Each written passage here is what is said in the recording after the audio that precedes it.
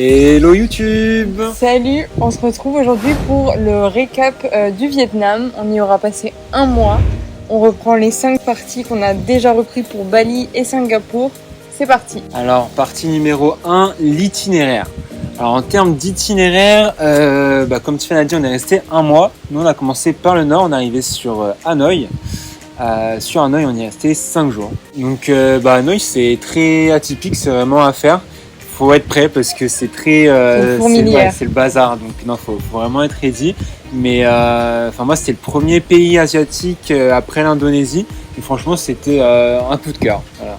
Un choc culturel mais un coup de cœur. Ça rentre tout de suite dans le Vietnam, je trouve. C'est vraiment tout de suite ça te montre comment ça va être, je trouve. Et c'est un peu le point névralgique pour aller dans toutes les autres parties du Vietnam, en tout cas dans la partie du nord. Donc du coup, on y repasse souvent en bus, même si c'était pas obligé de t'arrêter, mais on revient souvent par Hanoï. Donc on est arrivé à Hanoï, 5 jours, et après on est tout de suite monté sur Cao Bang. Dans le nord. Cao Bang qui est pas loin de la frontière chinoise. Là-bas, on y allait surtout pour la cascade, la fameuse cascade. Alors je sais plus le nom du tout. C'est Ban Biok Waterfall. Ban Biok Waterfall. Et la cascade est vraiment belle et la région aussi est top. C'est notre coup de cœur en vrai de l'Asie quasi, de l'Asie en général. Parce que c'est vraiment des paysages rizières, il y a les buffles et puis c'est des montagnes karstiques avec des trous et tout. Je mettrai quelques extraits, mais c'est vraiment un paysage vraiment chouette. Qui te fait voyager. Et en 2 jours, tu peux vraiment te balader assez bien. Il y a des pagodes, il y a plein de jolis points de vue et tout. Donc au moins 2-3 jours faciles sur Cao Bang. Après, du coup, on a été faire la fameuse boucle de Ha Giang. Voilà, la boucle d'Ha Giang. Donc là, on y est resté 4 jours. En vrai, nous, on n'y est resté que 2 jours, mais la boucle s'est faite en 4 jours. Nous, on a un peu abrégé. Mais c'est pas mal. C'est du pilotage. Voilà, vous allez là-bas vraiment pour conduire la moto. Mais c'est vraiment des routes de montagne. C'est top à faire. Les vues sont super jolies. Voilà, donc un peu dangereux par endroit. Faut savoir conduire, mais franchement, c'est vraiment cool. Et je crois qu'il commence un petit peu à sévir au niveau de la boucle de... Genre comment accepter de prendre des motos, est-ce qu'il faut des guides ou des protections et tout, parce que justement il y a de plus en plus d'accidents et ils sont de plus en plus vigilants. Donc voilà, Hanoï, Cao Bang, on a fini à Ha Giang. Un des coins aussi très connu dans le nord qu'on n'a pas fait juste parce qu'il a fallu qu'on fasse des choix sur ces 1 mois de voyage, c'est Sapa. Sapa qui est tout à l'ouest, au nord-ouest du pays, donc là-bas c'est surtout les rizières, vous faites des treks dans les rizières, donc c'est très très connu aussi. Donc nous on a skippé cet endroit, donc on ne pourra pas vous en dire. Mais il paraît que c'est vraiment chouette. Et nous les récoltes avaient déjà été faites et on n'avait plus beaucoup de temps donc on a skippé, mais il paraît que c'est vraiment vraiment sympa. Voilà. Ensuite, nous sommes partis sur l'est et là, on est allé sur Cat Ba ou autrement la baie d'Along. Ouais. Voilà. Donc là, c'était vraiment top. On y est resté une nuit sur la baie d'Along. On a dormi une nuit sur une petite maison flottante, donc ça, c'était assez chouette. Franchement, c'est une belle expérience. On peut le faire soit à la demi-journée, soit à la journée, soit une nuit, 2 nuits. Il y a vraiment plusieurs possibilités de voyager à la baie d'Along. Après la baie d'Along, on est parti à la baie d'Along terrestre, à Ninh Binh ou Tam Coc, voilà. Donc là, c'est notamment l'endroit où a été fait le film de King Kong, de King Kong. Et puis juste avant la baie de Cat Ba, il y a eu James Bond de mémoire, et puis plein d'autres films. Donc à travers ce voyage, on fait pas mal d'endroits où il y a eu des films cool, donc ça c'est chouette. Tam Coc, c'est un coup de cœur aussi. Très joli. Franchement, c'est top. Il y a pas mal de petites balades en bateau et tout. Là, nous, on y est resté du coup 4 jours. Voilà. Donc, vraiment un des tops aussi. Et puis ensuite, on est descendu sur Hue. Donc là, Hue, nous, perso, on n'a pas kiffé du tout. On y va principalement pour le temple impérial. La citadelle impériale. On a visité, mais on a abrégé, on n'a pas trop kiffé, c'est pas trop notre délire. On n'est pas très temple, ni temple culturel, donc oui, non, c'est pas trop notre truc. Par contre, à Hue, vous avez le parc aquatique abandonné. Là, c'est plus notre dada. Je mettrai quelques images, mais c'est cool. Sympa. C'est sympa aussi. Et après, moi, c'est un de mes coups de cœur aussi, en règle générale. On a été sur Hoi An. C'est la petite ville des lanternes, c'est trop beau. Hoi An, c'est super chouette. C'est très vivant, quoi. Il y a la mer pas loin aussi, donc c'est cool. Là, on y est resté 5 jours. On a un peu soufflé là-bas. On s'est un peu posé. Et franchement, c'est trop bien. Les rues sont cool, c'est très touristique, mais dans le bon sens. C'est vraiment des petites rues sympas pour se balader. Il y a des cafés, il y a de quoi manger, il y a plein de petits musées, plein d'artistes aussi de différentes. Enfin, trop chouette, vraiment très très chouette.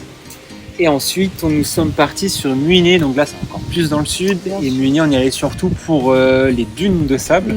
Il y a plusieurs petites dunes, petits déserts éparpillés. Donc là, c'était chouette. Ouais, c'était sympa, c'est marrant de se dire qu'il y a des dunes de sable comme ça au Vietnam. On a fait du quad. On a fait du quad. Voilà. Donc ça, perso, on peut skipper, mais c'est original de voir ça quand même. Voilà. Et on a fini sur la capitale Ho Chi Minh. Donc là, on y est resté 2 jours. On est descendu sur Ho Chi Minh pour après ensuite aller au Cambodge. Ho Chi Minh, perso, à part la rue principale qui est animée et cool, le reste, franchement, il n'y a pas grand chose à faire. Je crois qu'il y a un musée quand même. Il y a le musée de la guerre qui est intéressant là-bas. Bon, il y a toujours 2-3 trucs dans les villes principales, mais c'est vrai que c'est pas la ville coup de cœur comme par exemple Hoi An où c'est vraiment très sympa d'y rester quoi. Mais bon, voilà, tu restes une journée ou 2, tu fais des petites visites intéressantes, puis c'est tout quoi. Donc voilà pour l'itinéraire. On passe à la partie numéro 2, les transports. Alors en termes de transport, là-bas... Un de nos meilleurs pays, franchement, le Vietnam. Ouais, c'est super facile. Et nous, on a grave kiffé là-bas, c'est les sleeping bus, les bus de nuit. C'est trop cool. Voilà, donc vous avez des lits dans un bus, hein, comme le nom l'indique. Donc c'est cool, généralement c'est des gros trajets, vous faites facilement 9-10 heures de transport. Vu que le Vietnam il est très long, les trajets peuvent être super longs et c'est vrai que c'est beaucoup de trajets de nuit. Et puis au moins ton trajet, t'es posé en train de dormir, bénéf. C'est ça, et en plus de ça, si vous faites un bus de nuit, vous payez pas d'hôtel, donc c'est économie. Ouais, non, c'est chouette, franchement c'est chouette. Je sais plus ce qu'on avait mis, les sleeping bus qu'on aime beaucoup parce que c'est des longs trajets. Au niveau des transports, généralement, on les a toujours réservés via les hôtels, car souvent il y a toujours un pick-up qui se fait à l'hôtel où vous êtes, donc ça c'est super pratique. Il n'y a pas besoin de prendre un tuk-tuk ou un taxi pour aller à une bus station ou à une train station. Vraiment, on vient vous chercher à l'hôtel et... Ouais, non, c'est vraiment fluide, easy, ça c'est top. Facile. Et puis après, évidemment, quand vous êtes dans un endroit, c'est scooter, comme partout en Asie. Scooter super facile à louer et pas cher, donc ça, pas de souci. On revient juste à ce que disait Tiffany avant, les contrôles. Il y a 2 endroits où vous pouvez avoir des contrôles. La boucle à Giang. Et nous, sur Muinet, on s'était fait contrôler. Ils arrêtent tous les touristes. Donc si vous n'avez pas votre permis international, là, vous risquez une petite amende, mais ils vous laissent évidemment partir après. C'est genre 20 € à peu près. Et du coup, vous êtes immunisé pour 24 heures, donc 30 €, 24 heures. À vous de choisir si ça vous convient ou pas. De toute façon, ouais. Voilà pour les transports. On passe au 3, les hôtels. Mais ça va, hein. Franchement, au Vietnam, c'est sûr, par exemple, après avoir fait Bali, tous les hôtels à Bali, il y a beaucoup de choses belles pour peu cher. Donc quand tu arrives au Vietnam, c'est beaucoup moins genre à la mode, classe et tout. Mais ça fait le taf et c'est pas cher, je trouve. Ouais, non, c'est... ni bien, ni pas bien. Le rapport qualité-prix, il est honnête, je trouve. Franchement, c'est vraiment ok. Et on a toujours tout réservé via Booking. Booking ou Agoda, mais voilà, on utilise cette manière-là, la manière simple. Ouais. On n'a pas fait autrement, je crois. Donc rien de particulier sur les hôtels. Simple. Numéro 4. La nourriture. Donc la nourriture, là on a kiffé là-bas, il y avait pas mal de choses assez variées. Il y a plein de trucs différents. On pourra vous mettre des petites images des différents plats. Moi je note le banh mi, donc ça c'est un peu le plat phare. Ouais, c'est très connu. Ouais, en fait c'est un sandwich. Mais voilà, c'est cool, ils font pas mal de banh mi là-bas. Il y a les petits bun bao, il y a le pho qui est très connu au Vietnam, c'est une espèce de soupe. Le mango cake, pardon, vas-y. Le mango cake, ça c'est à Hoi An. Ça c'est des petites, c'est trop bon. Des petites boules, ouais. Ouais, avec de la cacahuète dedans, c'est cassonade, rien à voir avec la mangue, mais c'est trop bon. Non, super bon. On a mis quoi? Kaolo. En fait, il y a plein de petites spécificités un peu partout.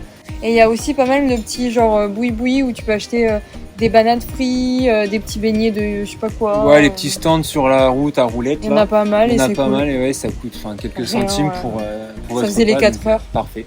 Ouais. Nickel. Non, on a vraiment bien mangé. Au Vietnam, c'est assez divers. On a bien mangé, c'était cool, facile aussi, pas cher. Et on passe au numéro 5, les budgets. Enfin, le budget. Ah. Donc au niveau du budget... Il faut le choper sur Travelstone. Ok, donc pour le budget, on va vous énumérer au fur et à mesure les différentes parties. Catégorie. La partie la plus haute de notre budget au Vietnam a été... Évidemment, les restaurants. Donc là, on est sur du 370 € pour un mois. À chaque fois, c'est sur un mois, évidemment. Pour 2 et personnes. À 2. Voilà. Notre deuxième partie, ça sera pour les transports. Qui est assez similaire, on est sur 355 €. Ensuite, l'hébergement. 320 €. Ensuite, on a les activités. Activité, on est sur 150 €. Donc là, c'est tout ce qui est excursion, balade en bateau, etc. Ouais.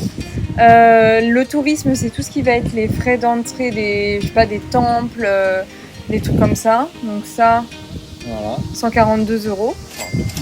Et ensuite, on a toutes les autres choses, tout ce qui est landry, achat souvenir. Toi, tu t'es fait faire des robes, etc.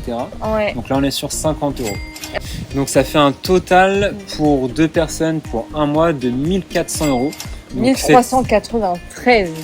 Elle précise, hein. Donc 700 € en gros par personne pour un mois au Vietnam sans le vol pour venir ou quitter le pays. Voilà, vraiment les un mois sur le territoire. Et au cas où, si vous voulez savoir combien nous on avait payé de vol pour faire Bali, Vietnam, on a payé 250 € à deux avec les bagages en soute. Donc voilà. ça fait 100. C'est correct, franchement, c'est correct.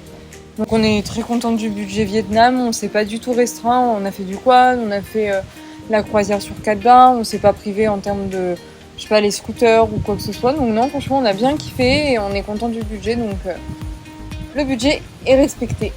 Elle est contente, hein. Ah ça, moi je... La comptable. Et on passe dernière partie, les conseils. Donc là, qu'est-ce qu'on peut vous conseiller, c'est avant de venir sur le territoire, d'apprendre et puis de se renseigner un peu plus sur l'histoire, parce que c'est très intéressant par rapport à l'Indochine, avec les Français, la colonisation française, et puis avec les Américains aussi. Donc ça permet de comprendre mieux le voyage et de comprendre mieux les locaux, mieux les infrastructures, mieux plein de choses en fait. Et nous on avait trouvé sur sur YouTube des super vidéos un peu récap, pas chiantes quoi, où ça permet de se refaire. Et ensuite, le nord du Vietnam, si vous devez choisir, c'est le nord, je pense. Si vous devez faire un choix, si vous y allez que 2 semaines, c'est le nord, je conseille. Entre tout le nord jusqu'à moi, c'est à partir de Hoi An, en fait, je trouve ça intéressant. Hoi An, Ninh Binh, Halong, Hanoï, et puis tout le nord est vraiment, vraiment chouette. Et pour moi, après Hoi An, après je dis ça, mais je connais pas plus que ça, en fait, on l'a pas fait, donc je sais pas. Mais le nord est vraiment chouette. Et dernier petit truc, vous entendrez peut-être que les Vietnamiens sont très froids. Donc oui, et à la fois non. Nous, par exemple, on n'a jamais eu de soucis. Moi, j'y ai passé 2 mois en tout au Vietnam et ça m'a jamais dérangé, ça m'a jamais choqué. Mais c'est vrai qu'on a eu plein de retours comme quoi les Viets, c'était pas les plus friendly. Et en vrai, c'est pas faux parce qu'on a fait plein de pays, genre dont le Laos et les Philippines, où les locaux sont vraiment adorables et bien sûr qu'il y a une grosse différence. Mais après, je trouve pas ça choquant et voilà, je sais pas quoi d'autre dire. On va clôturer comme ça. Hein. Allez, donc j'espère que ça vous aura plu. Pardon, on a parlé en même temps. Allez. Donc j'espère que cette vidéo vous aura renseigné sur le pays, ça aura pu vous aider. Ouais, n'hésitez pas si vous avez d'autres questions auxquelles on n'aurait potentiellement pas répondu, on sera les mettre en commentaire. Et puis voilà. Voilà, donc on vous dit à la prochaine dans une prochaine vidéo récap. Ciao.